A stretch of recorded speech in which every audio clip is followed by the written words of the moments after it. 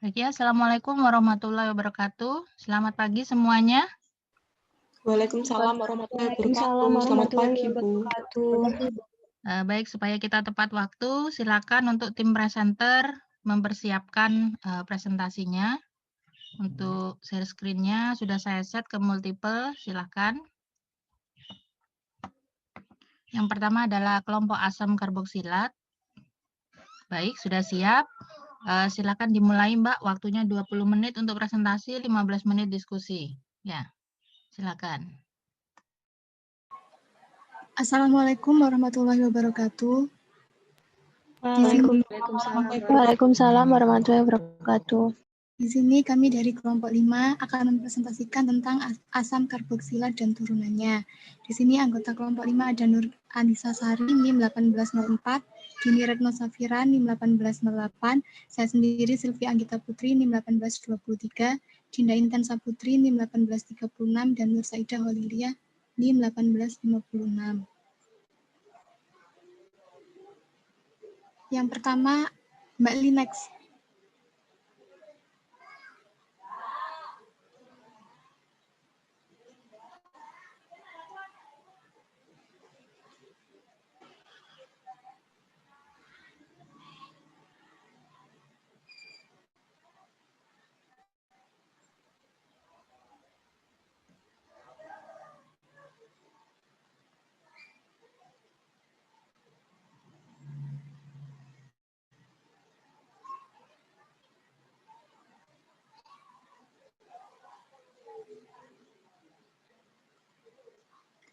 Untuk pembahasan dari asam karboksilat dan turunannya ini ada struktur dan tata nama, cara sintesis, dan reaksi kimia. Yang pertama yaitu struktur dan tata nama yang akan dijelaskan oleh Dini. Struktur dan tata nama asam karboksilat dan turunannya. Asam karboksilat disebut juga asam alkanoat. Asam karboksilat bersifat polar dan dapat membentuk ikatan hidrogen antar molekulnya. Asam karboksilat merupakan senyawa organik yang mempunyai gugus karboksil. Gugus karboksil merupakan gabungan dari gugus karbonil dan hidroksil.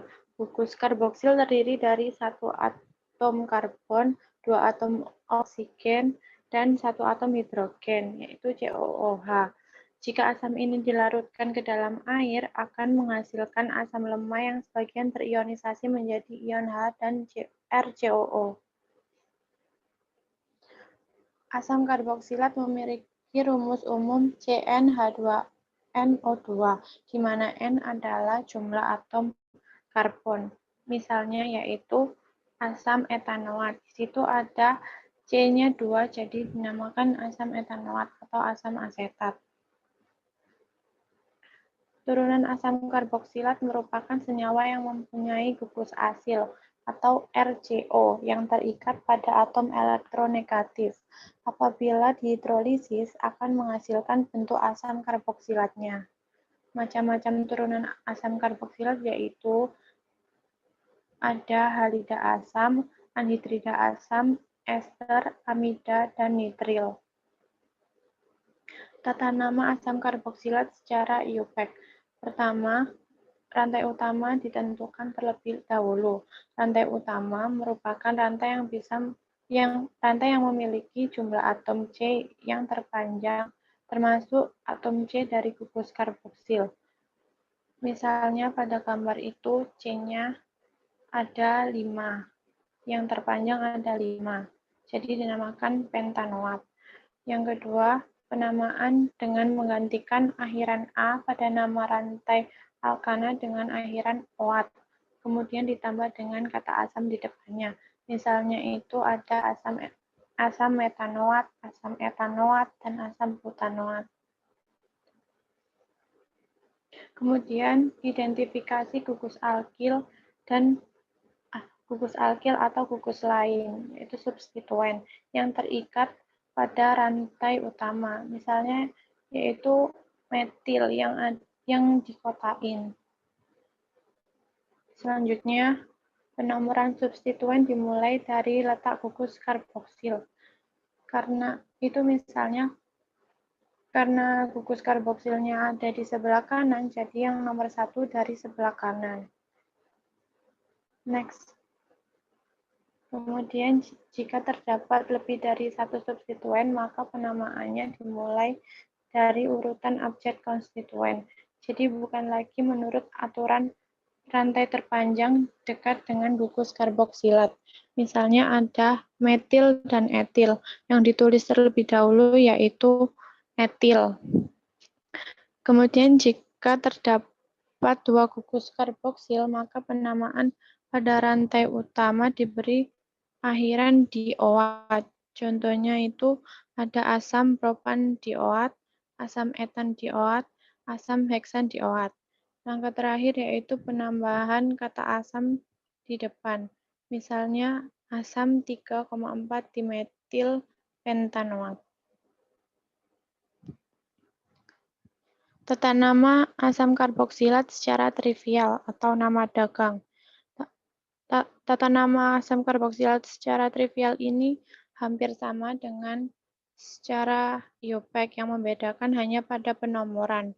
Penomoran substituen itu dimulai dari atom yang letaknya gugus karboksilnya mengikat gugus karboksil dengan simbol alfa, beta, gamma, dan seterusnya. Sifat fisik asam karboksilat. Wujud asam karboksilat pada temperatur rendah yaitu cair yang encer. Pada temperatur sedang yaitu cair yang kental. Pada temperatur tinggi yaitu padat yang tidak dapat larut di dalam air begitu saja. Titik didih dan titik leleh relatif tinggi. Jadi semakin panjang rantai karbon, maka semakin tinggi titik didih dan titik leburnya. Bersifat polar atau dapat larut dalam air secara sempurna. Sebagian asam karboksilat ketika dilarutkan dalam air bersifat elektrolit lemah karena proses ionisasi. Sifat kimia asam karboksilat. Asam karboksilat mengandung ikatan yang disebut ikatan hidrogen. Ikatan ini menghubungkan antar molekul senyawa asam tersebut. Tingkat kereaktifan asam karboksilat semakin menurun seiring dengan peningkatan jumlah atom C. Selanjutnya akan dijelaskan oleh Dinda. Tata nama turunan asam karboksilat.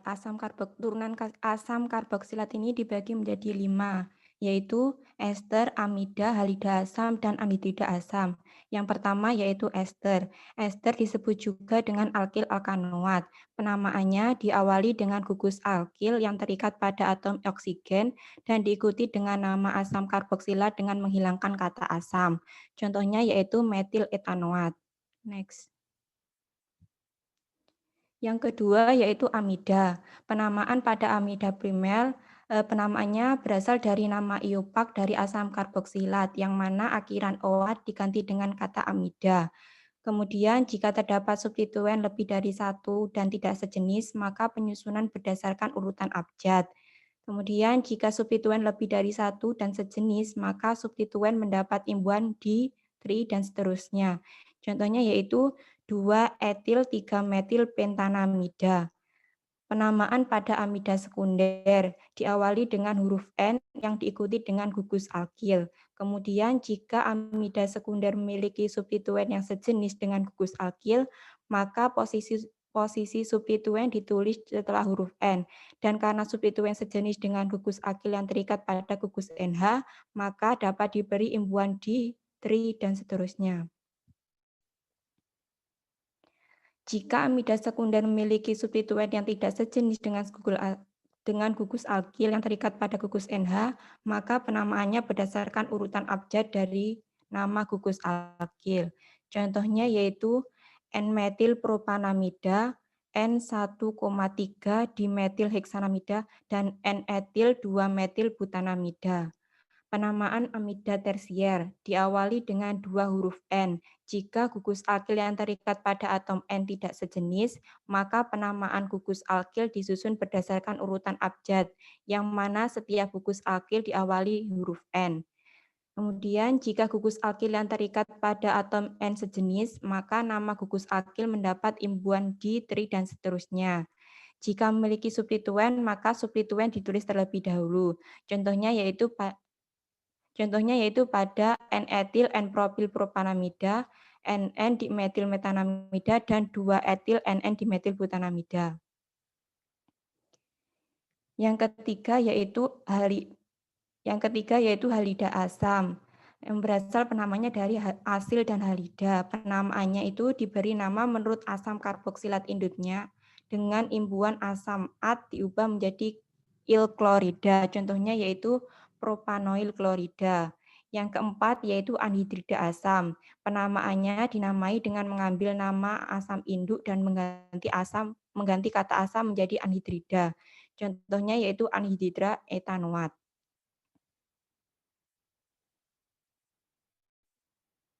Yang kelima yaitu nitril. Penamaan secara IUPAC, penamaannya diawali dengan nama alkana ditambahkan dengan kata nitril. Nama alkananya diberi nama sesuai dengan jumlah atom karbon yang terdapat pada gugus R, ditambah 1 karbon pada gugus CN-nya. Kemudian jika gugus R merupakan benzena, maka karbon pada gugus CN tidak dihitung sebagai nama alkana, melainkan disebut sebagai karbo. Contohnya yaitu butananitril dan benzena karbonitril. Penamaan secara trivial, senyawa nitril mengikuti nama trivial asam karboksilatnya, tetapi dengan menghilangkan kata asam dan mengganti akhiran at menjadi O-nitril.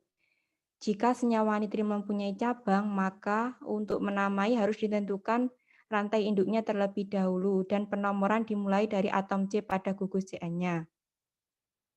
Contohnya yaitu pada benzonitril dan 4-metil heksananitril.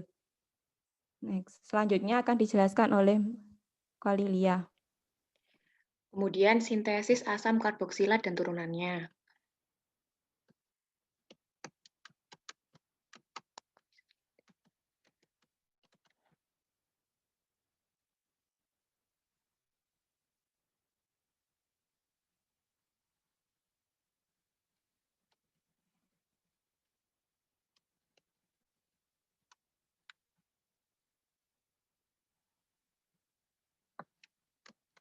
Yang pertama adalah sintesis asam karboksilat. Sintesis asam karboksilat ada berbagai cara, antara lain yang pertama adalah oksidasi alkohol primer menjadi asam karboksilat. Misalnya, alkohol primer kemudian direaksikan dengan H2CR4 atau KMNO4 akan menjadi aldehid, kemudian aldehid ini akan direaksikan lagi dengan H2CRO4 atau KMNO4 akan menjadi asam karboksilat. Kemudian yang kedua adalah pembelaan alkana menggunakan KMNO4. Misal ada alkana direaksikan dengan KMNO4 panas dan pekat, kemudian akan terputus ikatan rangkap 2 antara C dan C dan menjadi ikatan CO. Kemudian yang ketiga adalah pembelaan alkuna menggunakan ozon atau KMNO4. Misalkan alkuna direaksikan dengan KMNO4 atau ozon akan terputus ikatan rangkap 3 dari alkuna ini dan tergantikan menjadi ikatan CO. Kemudian yang keempat adalah konversi genat menjadi asam karboksilat. Misal di sini ada sikloheksil magnesium bromida direaksikan dengan CO2 akan terbentuk garam karboksilat ini dan ditransfer proton akan terbentuk gugus karboksilat dan dinamanya menjadi sikloheksana karboksilit acid. Kemudian sintesis turunan asam karboksilat. Yang pertama adalah ester. Sintesis menggunakan asam karboksilat dengan alkohol, kemudian terjadi transfer proton akan menjadi ester. Sintesis ester menggunakan mekanisme esterifikasi. Mekanisme esterifikasi ini terbagi menjadi 6 step. Yang bagian pertama ini adalah adisi nukleofilik oleh ROH. Ini ada 3 step. Yang pertama adalah protonasi. Protonasi di sini akan membentuk grup karbonil lebih elektrofilik. Kemudian terjadi nukleofilik. Kemudian terjadi adisi nukleofilik yang nantinya akan membentuk tetrahedral intermediate dan nantinya akan kehilangan proton yang nantinya juga akan membentuk produk adisi netral. Kemudian di bagian kedua ada eliminasi dari gugus pergi H2O. Eliminasi gugus pergi H2O nanti di step keempat ini terjadi protonasi dari gugus OH. Kemudian nanti di sini akan membentuk gugus pergi yang baik yaitu H2O. Nanti di step 5 ini nanti akan kehilangan H2O-nya. Kemudian nanti di sini juga kehilangan proton akan membentuk ester. Sintesis berikutnya adalah amida.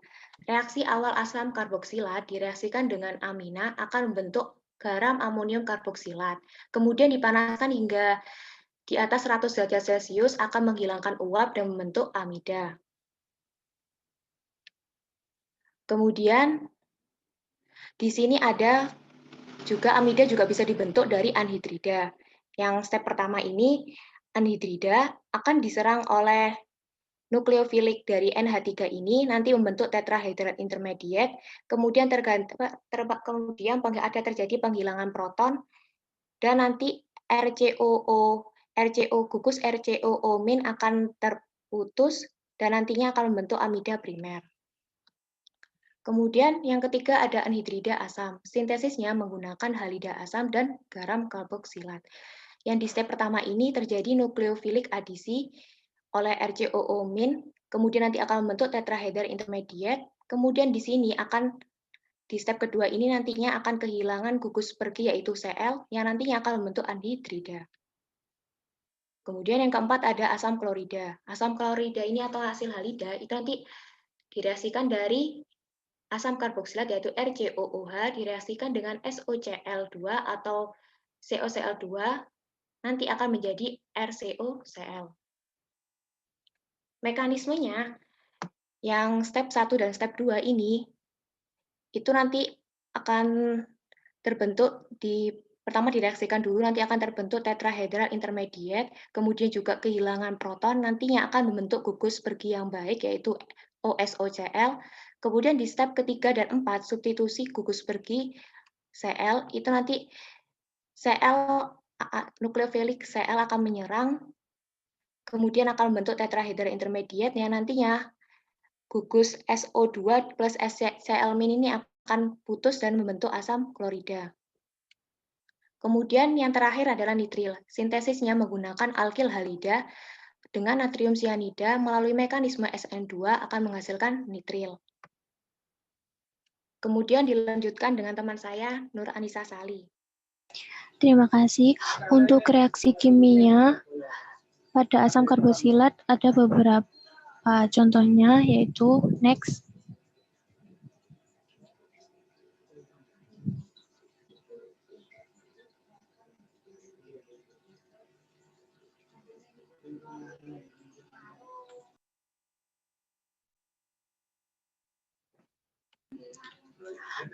Reaksi karboksilat dengan asam. Senyawa asam karboksilat bereaksi dengan asam basa akan menghasilkan garam dan air. Seperti contoh berikut. Asam etanoat direaksikan dengan NaOH menghasilkan garam natrium etanoat dan air. Next. Selanjutnya yaitu reaksi esterifikasi asam karboksilat dengan alkohol. Senyawa asam karboksilat dapat mengalami reaksi esterifikasi dengan alkohol dan membentuk senyawa ester. Seperti contoh berikut. Asam etanoat direaksikan dengan etanol, menghasilkan etil etanoat dan air.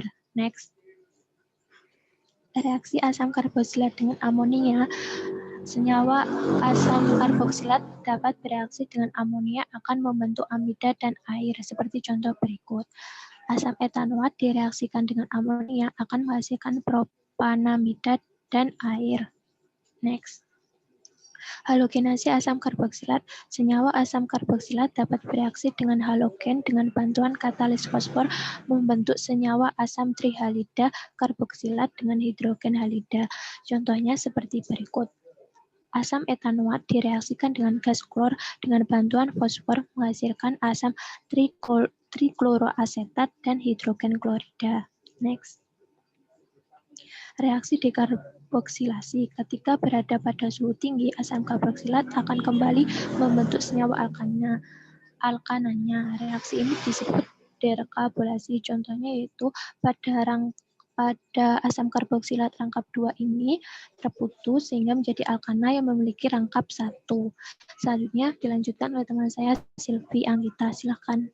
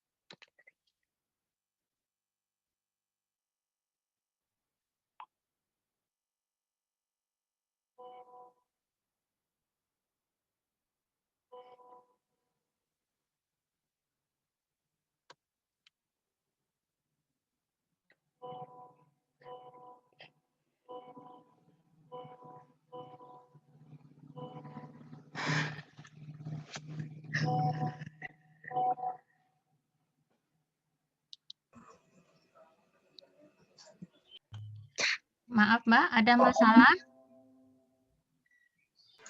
Baik Bu, untuk Sylvia masih terpotong, masih terputus jaringannya Bu. Oh, Jadi saya kira saya, nanti ngomong nggak dihidupkan iya, mic-nya. Ya, iya silakan. Bu.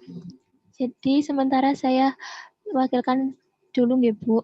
Untuk reaksi reduksi, reaksi ini dilakukan dengan mereduksi asam karboksilat dengan menggunakan katalis litium aluminium hidrida. Dari reaksi reduksi ini akan dihasilkan alkohol primer. Contohnya seperti di gambar. Next. Reaksi oksidasi. Reaksi oksidasi asam karboksilat menghasilkan gas karbon dioksida dan uap air. Reaksi ini sama dengan reaksi pembakaran. Contohnya seperti berikut. Next.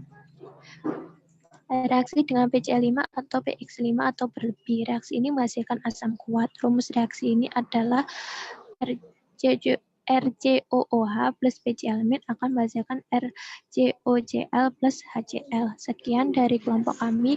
Apakah ada pertanyaan? Mohon maaf, Persilakan. Saya mau bertanya. Saya mau bertanya. Ya, silakan dimulai dari Rizka. Silakan Rizka untuk pertanyaannya. Terima kasih.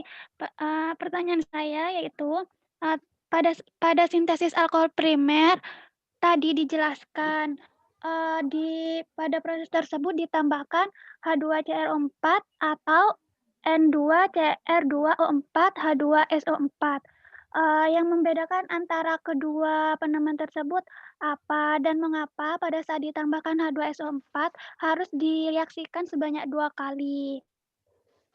Terima kasih. Baik, terima kasih. Selanjutnya, Saya mau bertanya. Saya Iya, Febrina Iva, silakan. Mau bertanya, yang di amida, yang zat amida kan dijelaskan kalau pembentukan garam harus dilakukan pada suhu 100 derajat Celcius agar menghilangkan uap dan membentuk amida. Nah, apabila dipanaskan tidak mencapai 100 derajat Celcius, apa yang akan terjadi? Terima kasih.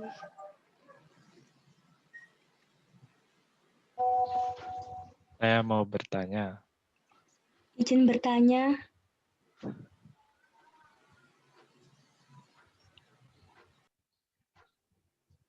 Iya, Riza. Gimana pertanyaannya? Mau bertanya itu tentang penamaan asam karboksilat. Itu bagaimana penamaannya jika dalam satu rantai karbon itu ada gugus selain gugus karboksilat, misalkan gugus hidroksil. Terima kasih.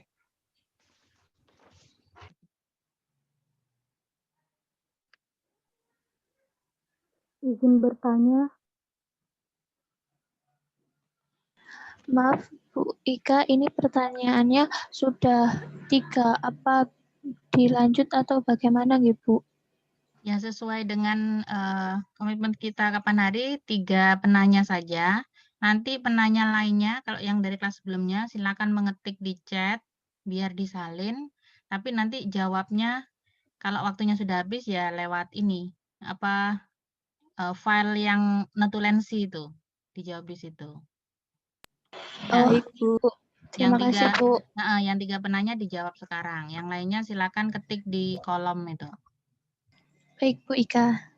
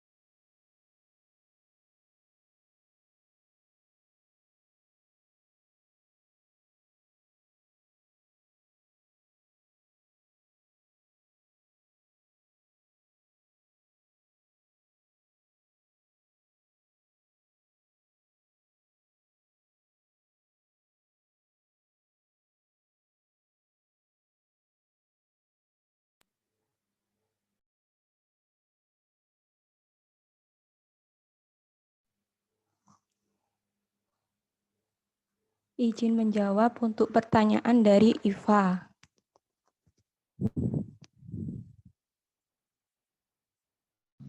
Iya. Untuk amid, tadi apa pertanyaannya? Kan tadi amida harus dipanaskan di atas 100 derajat Celcius untuk menghilangkan uap dan membentuk amida. Apa yang akan terjadi jika pemanasan dilakukan di bawah 100 derajat Celcius? Untuk memanaskan garam pada suhu 100 derajat Celcius itu untuk menghilangkan uap air. Nah, uap air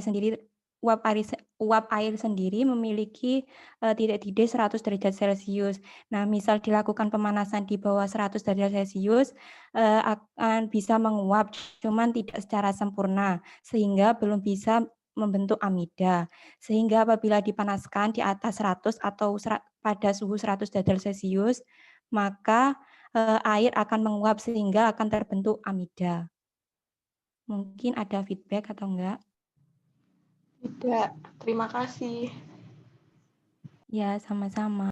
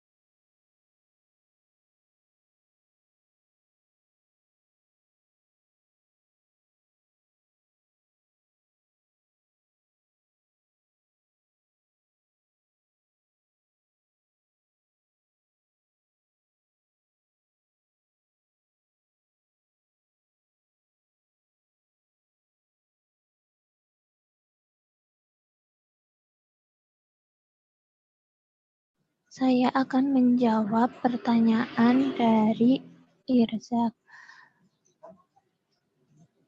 Misal ada gugus OH dan gugus COH, maka gugus OH-nya itu diberi nama dengan hidroksi. Bagaimana? Apa ada feedback? Tidak ada. Baik, terima kasih untuk pertanyaannya.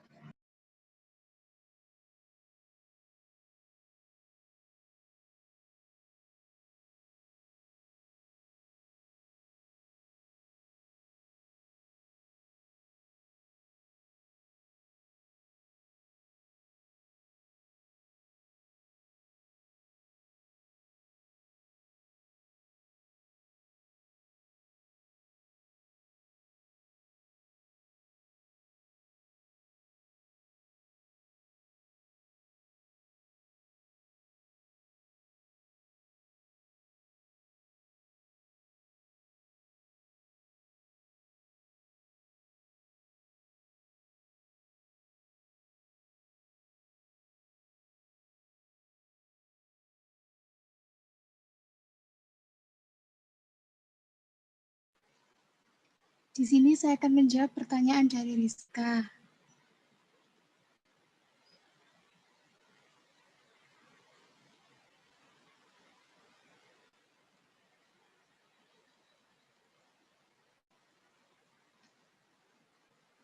Untuk reaksi dengan H2CrO4 dan Na2CR2O2 H2SO4 itu sebenarnya sama saja, karena jika direaksikan nanti akan menghasilkan H2CrO4.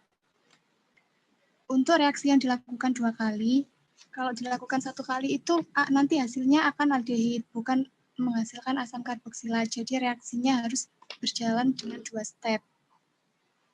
Mungkin ada feedback dari Rizka. Tidak cukup, terima kasih.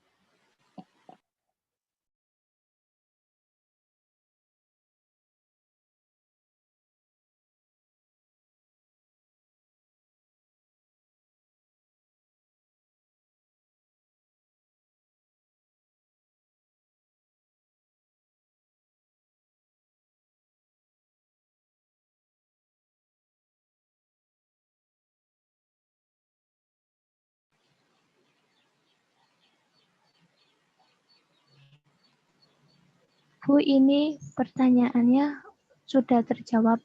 Jadi untuk pertanyaan Heni itu dijawab waktu itu Bu, yang di-share di grup gitu Bu. Iya, iya. Ini sudah tiga pertanyaan ya? Oke, sudah Bu. Sudah dijawab 3 pertanyaan. Ada feedback nggak dari teman-temannya? Dari teman-teman belum ada feedback Bu. Nggak ada. Oke, Anda catat itu ya, pertanyaan yang ada di chat, nanti dijawab lewat form notulensinya ya. Baik Bu. Ya, nunggu Ibu upload ini nggak apa-apa, upload file ini, file apa? File Zoom-nya, karena kan Anda mungkin nggak sempat nyatet tadi. Tapi kalau di chat nggak ada, nanti Anda perlu nyatet sekarang ya. Baik Bu Ika. Ya, Terima baik. kasih Bu. Terima kasih untuk kelompok asam karboksilat. Silakan selanjutnya langsung ke kelompok aromatik. Jadi belum habis waktunya, masih 5 menit lagi. Silakan kelompok aromatik bisa dimulai.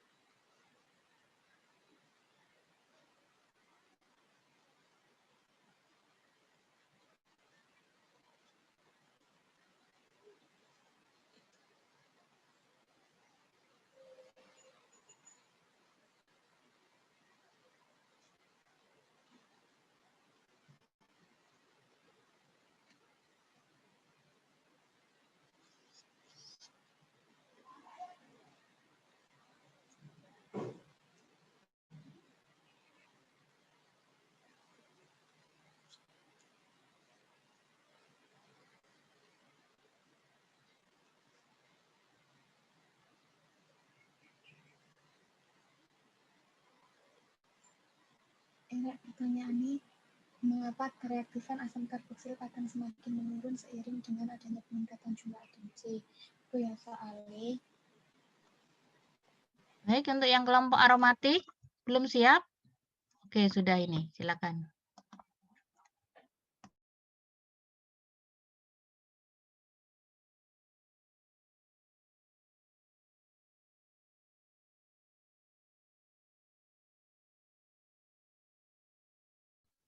Baik, Assalamualaikum warahmatullahi wabarakatuh. Kami dari kelompok 6 akan menjelaskan tentang senyawa aromatik. Anggota dari kelompok 6 itu sendiri ada Elina Fitri, NIM 1803, saya sendiri Romzi, NIM 1809, kemudian Nur Lailia, NIM 1816, ada Sifril Adi, NIM 1819, dan terakhir ada Dea Melinia, NIM 1841. Oke, untuk poin pertama, apa itu senyawa aromatik? Senyawa aromatik merupakan senyawa hidrokarbon dengan ikatan tunggal dan ikatan rangkap di antara atom-atom karbonnya. Salah satu contohnya adalah benzena atau senyawa kimia dengan sifat kimia seperti benzena dan berbentuk cincin dengan rumus molekul C6H6. Next. Berikutnya untuk tata nama benzena. Untuk menamai cincin benzena dengan satu substituen, nama substituen ditambahkan kata benzena. Misalnya ada gugus etil yang terikat pada benzena, jadi penamaannya adalah etil benzena. Selain itu, monosubstituen pada benzena juga memiliki beberapa nama umum. Salah satu contohnya adalah fenol. Next.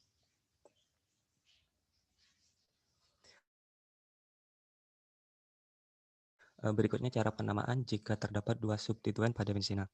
Caranya itu penamaan menggunakan posisi orto, meta, dan para, karena hanya berlaku untuk benzena dengan dua substituen. Kemudian penamaan diurut abjad jika substituen berbeda. Apabila salah substituen memiliki nama umum, maka beri nama akhiran menggunakan nama umum substituen tersebut. Contohnya itu ada metafluoronitrobenzen. Kemudian yang dengan substituen nama umum itu ada para bromotoluen. Next. Untuk selanjutnya akan dijelaskan oleh teman saya.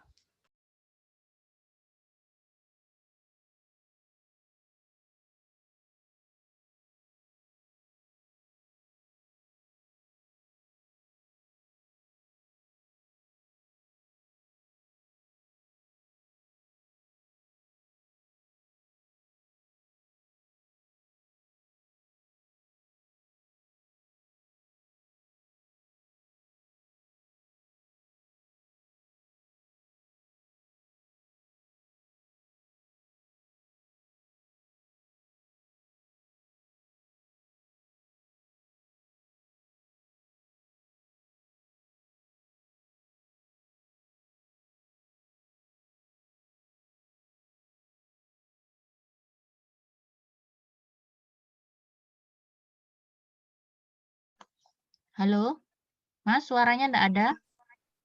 Ya, Bu, maaf, Bu.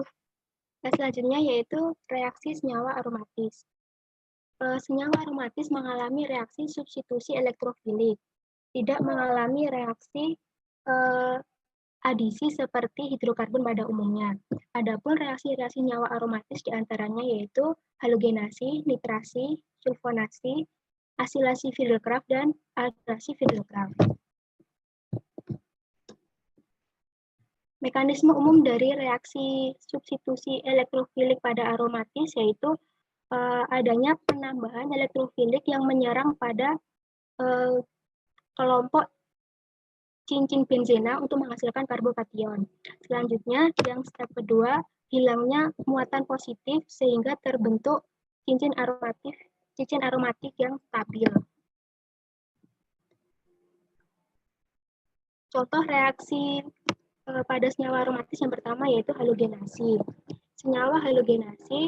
Reaksi halogenasi merupakan reaksi benzena dengan halogen seperti Cl2 dan Br2 menggunakan katalis berupa asam Lewis.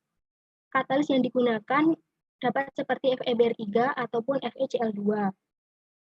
Mekanisme dari reaksi halogenasi seperti yang tertera pada gambar yaitu reaksi brominasi adalah sebagai berikut. Yang pertama, terjadinya pembentukan elektrofil dari ikatan BrBr dan FeBr3. Elektrofil yang terbentuk selanjutnya menyerang kelompok elektron pi pada cincin benzena sehingga terbentuk karbokation.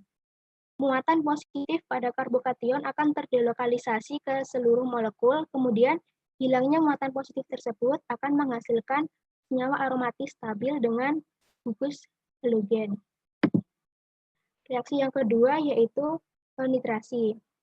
Nitrasi merupakan reaksi benzena dengan asam nitrat menggunakan katalis asam sulfat.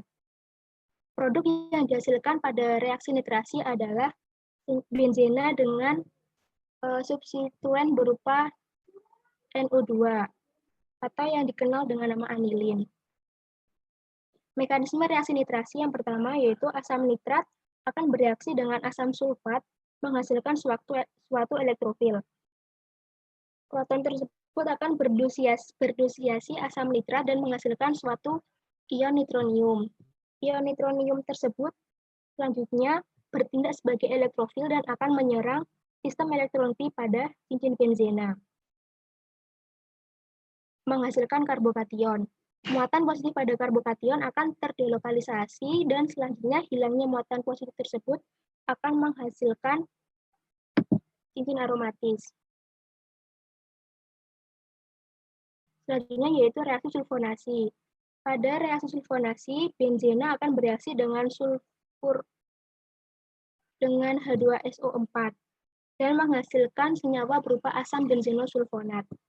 Mekanisme reaksi dari sulfonasi ini yang pertama, asam sulfat akan bereaksi dengan dirinya sendiri dan menghasilkan sulfur trioksida yang berupa elektrofil.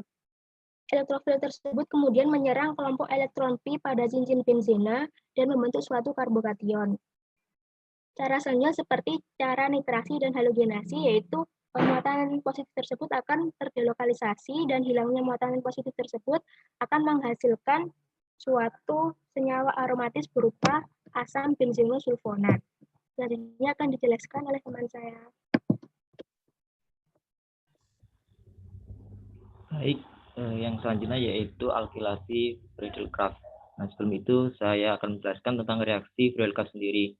Seperti yang sudah kita ketahui bersama, reaksi Friedel-Crafts ini dikembangkan oleh Charles Friedel dan juga James Kraft, di mana terdapat dua kelompok besar, yaitu reaksi alkilasi dan reaksi asilasi, di mana kedua reaksi tersebut termasuk dalam reaksi substitusi aromatik elektrofilik. Nah, untuk yang pertama yaitu alkilasi Friedel-Crafts. Nah, alkilasi di sini dimaksudkan yaitu penggantian atau substitusi atom H dengan alkil.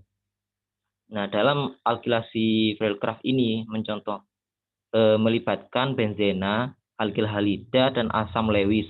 Nah, seperti contoh di sini reaksi pada benzena, halida sekunder, dan juga menggunakan katalis AlCl3.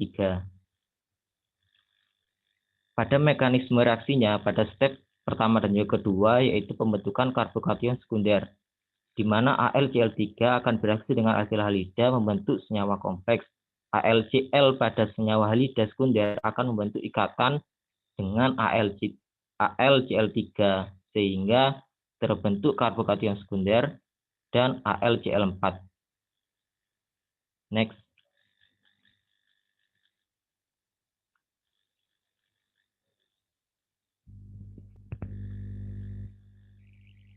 Pada step yang ketiga yaitu penataan ulang karbokation. Nah, pada tahap ini akan terjadi perpindahan atom H sehingga terbentuk karbokation tersier. Nah, pada tahap ini kan berhubungan dengan kestabilan karbokation ya. Jadi jika dibandingkan dengan karbokation sekunder atau primer, karbokation tersier lebih stabil sehingga terbentuk karbokation tersier. Tahap yang keempat dan kelima yaitu adisi karbokation dan hilangnya proton.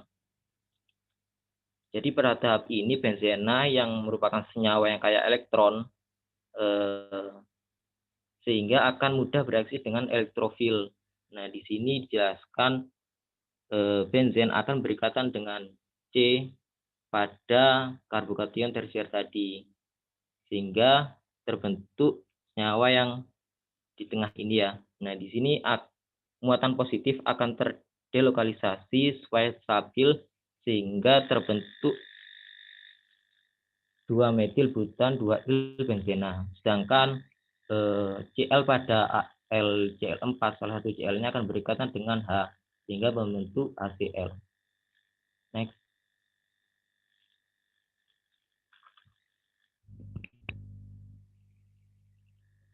Selanjutnya yaitu asilasi Friedel-Crafts. Di sini asilasi cincin aromatik dengan asil klorida menggunakan katalis asam Lewis. Nah, di sini dicontohkan bagaimana gugus asil dan juga gugus alkil ya. Substitusi gugus asil pada cincin aromatik oleh reaksi pada suatu halida asam disebut reaksi asilasi aromatik. Untuk salah satu contohnya yaitu reaksi berikut ini.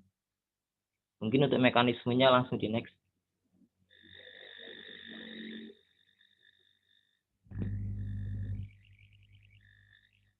Untuk mekanisme sendiri pada tahap yang pertama yaitu terjadi disosiasi atom klor menjadi kation asil. Atom Cl pada senyawa CH3COCl atau asetil klorida akan berikatan dengan AlCl3 membentuk AlCl4-. Nah, di sini juga terbentuk senyawa ya, di mana senyawa ini bisa berbentuk seperti yang ke kiri maupun ke kanan.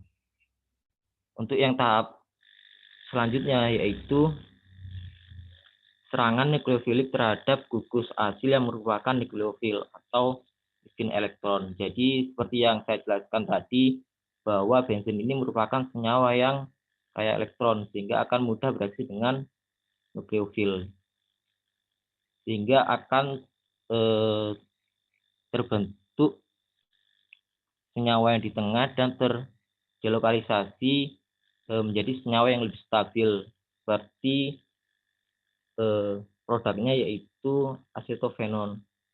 Nah, sedangkan Cl pada AlCl4 tadi, Cl-nya salah satu Cl-nya berdekatan dengan H sehingga membentuk HCl. Untuk yang selanjutnya bisa dijelaskan oleh teman saya.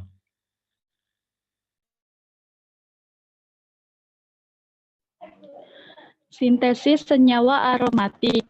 Prinsip sintesis senyawa aromatik itu ada substitusi elektrofilik dan substitusi nukleofilik. Pada substitusi elektrofilik terjadi pada benzen maupun benzena tersubstitusi, baik secara EWG maupun secara EDG. Pada substitusi nukleofilik itu dapat dilihat pada gambar yang sudah tertera ini. Next.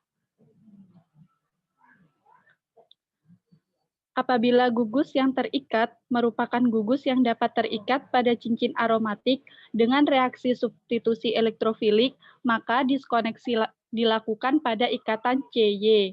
Bila gugus yang terikat merupakan gugus yang tidak dapat terikat pada cincin aromatik dengan reaksi substitusi elektrofilik, maka dilakukan interkonversi gugus fungsi.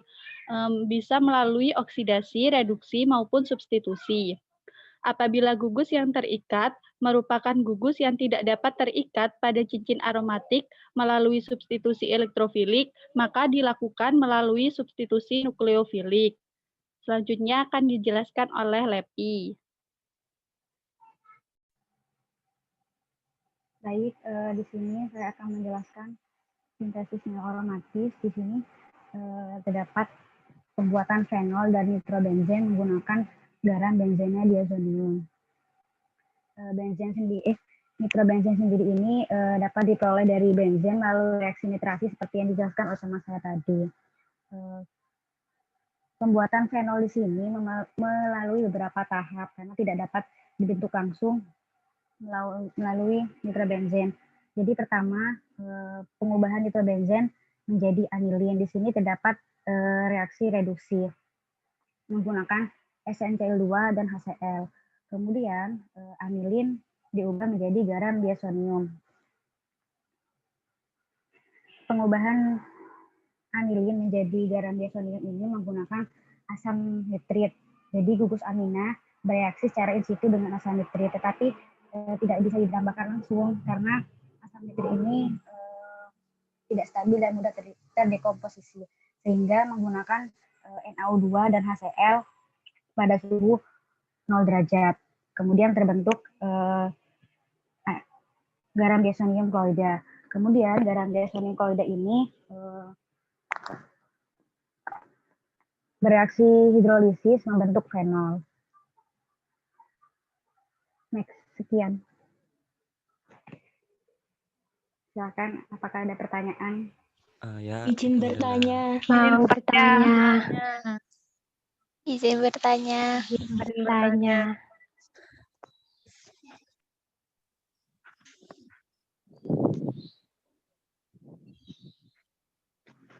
Oke, untuk pertanyaan itu hanya 3 pertanyaan. Silakan siapa duluan yang ingin bertanya. Ya, Saya.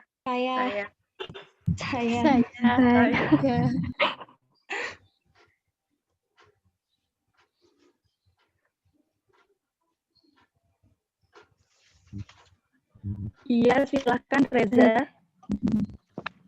Iya. Saya mau izin bertanya untuk slide nomor 14.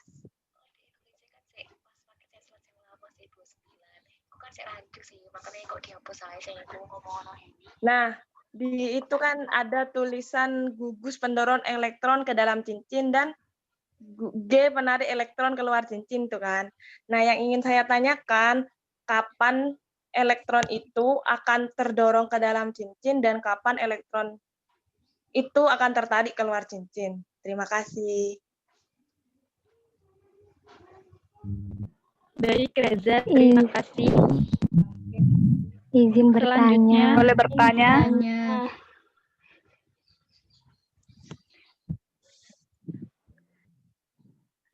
I- Ih.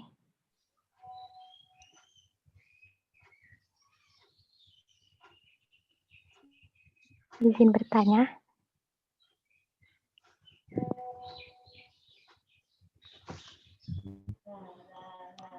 Ya, Faisal. Ya, terima kasih.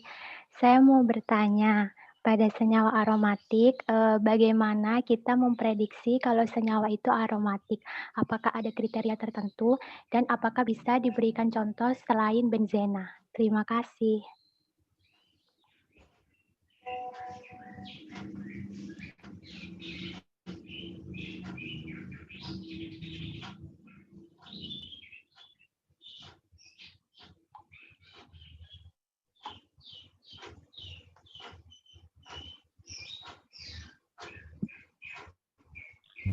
Iya, terima kasih Faisal. Selanjutnya, Izin bertanya.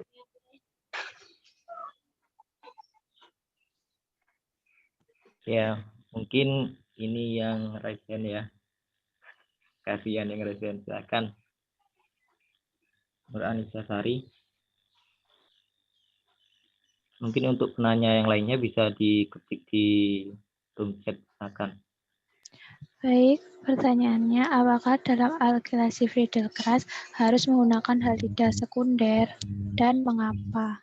Terima kasih.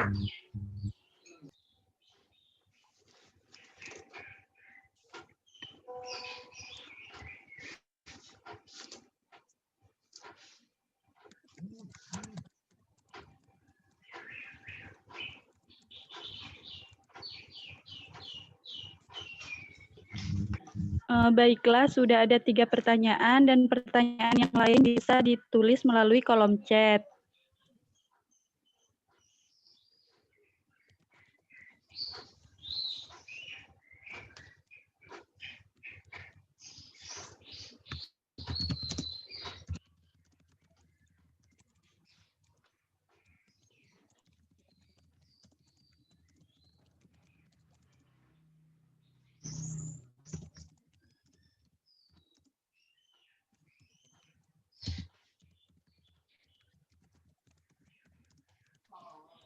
Baik, saya akan menjawab pertanyaan dari Reza.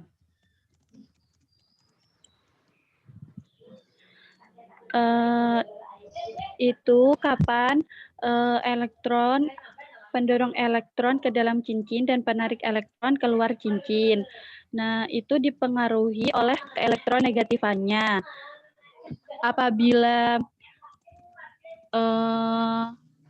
yang berada di luar cincin aromatik itu lebih ke elektronegatifan, berarti elektron akan tertarik keluar cincin. Dan apabila yang ada di dalam cincin itu lebih elektronegatif, maka elektron akan terdorong ke dalam cincin. Saya mau bertanya Itu Reza, apakah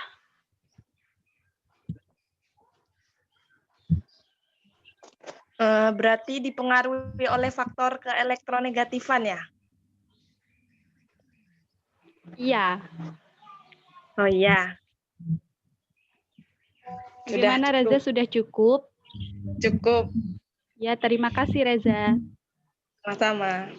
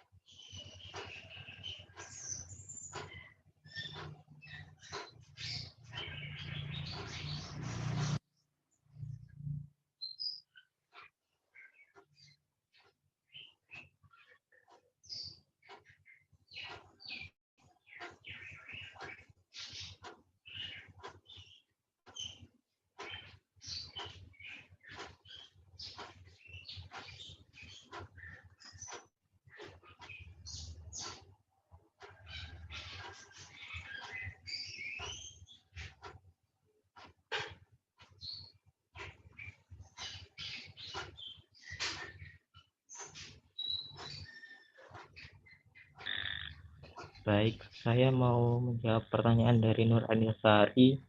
Tadi pertanyaannya bagaimana? Bisa diulangi mungkin? Pertanyaannya, apakah dalam alkilasi Friedel Crafts harus menggunakan halida sekunder dan mengapa? Oh ya, baik. Terima kasih buat pertanyaannya. Saya mungkin bantu menjawab ya. Di sini untuk alkilasi Friedel Crafts sendiri itu mengambil salah satu contohnya yaitu dengan benzena dengan halida sekunder. Nah, di sini tidak harus menggunakan halida sekunder ya. Jadi bisa menggunakan alkil halida yang lain. Tapi nanti itu akan pada produknya itu sesuai dengan alkil halida yang digunakan. Jadi di sini kita menggunakan salah satu contohnya itu menggunakan halida sekunder ya. Nah, untuk produknya sendiri itu nanti terbentuk senyawa tersebut. Nah, misalkan kita menggunakan senyawa yang lain, misalnya CH3Cl, C2H5Cl. Nah, jadi nanti itu imbasnya ke produk yang dihasilkan itu sendiri. Kalau misalkan menggunakan CH3Cl itu produk yang dihasilkan itu berarti metil benzena, di mana ada satu alkil ya CH3 itu. Mungkin ada feedback. Iya, cukup Fril. Terima kasih.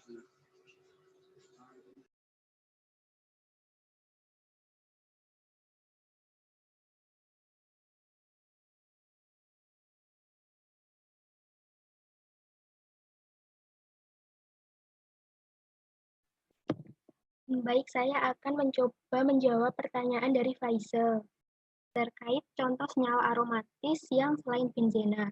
Nah, jadi sangat memungkinkan bahwa ada senyawa aromatis selain benzena karena syarat-syarat dari suatu senyawa itu bersifat aromatis itu kan yang pertama harus siklik, yang kemudian molekul harus datar, tiap atom cincin harus memiliki orbital p tegak lurus pada bidang cincin dan memenuhi aturan Hakel, yaitu jumlah elektron P sama dengan 4n plus 2. Kemudian contoh dari senyawa aromatis yang non-benzen itu dapat berupa senyawa siklik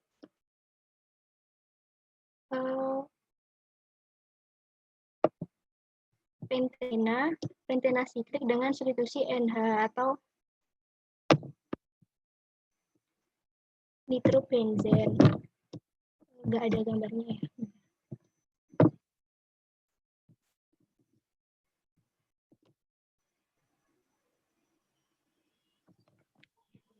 Mohon maaf Ibu, ini kan waktunya masih tersisa cukup banyak. Apakah pertanyaan yang di chat boleh sekalian dijawab atau tetap di notulensi? Baik, mungkin sisa waktunya bisa untuk belajar sendiri aja. Ini Ibu sudah setting mulai jam 10.10 Anda kuisnya. Jadi mungkin bisa mereview dulu apa untuk dua materi ini supaya siap ininya apa kuisnya ya. Anda juga bisa siap-siap ini. Jadi bisa diakhiri aja.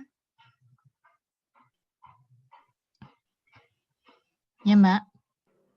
Oke, Bu, terima kasih. Baik, mungkin itu dari kelompok kami. Sekian, terima kasih atas pertanyaan dan perhatiannya. Sisanya kami akan coba jawab di notulensi. Kami maaf bila ada kekurangan penjelasan. Sekian, terima kasih. Assalamualaikum warahmatullahi wabarakatuh. Baik, terima kasih. Ini ada yang belum presensi. Coba mana Anggoro? Bisa hidupkan videonya.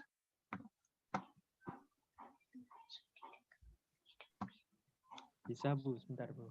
Kamu sudah ngisi presensi belum? Sudah Bu kayak tadi. Sebentar saya cek lagi Bu. Ada 2 orang yang belum. Anggoro salah satunya. Absen.